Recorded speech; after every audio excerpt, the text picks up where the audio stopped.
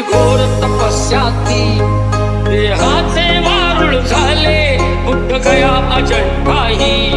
साक्षात जेरूळ आले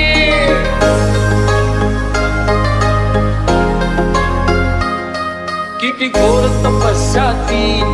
देहाचे वारुळ झाले बुद्ध गया अजंठाही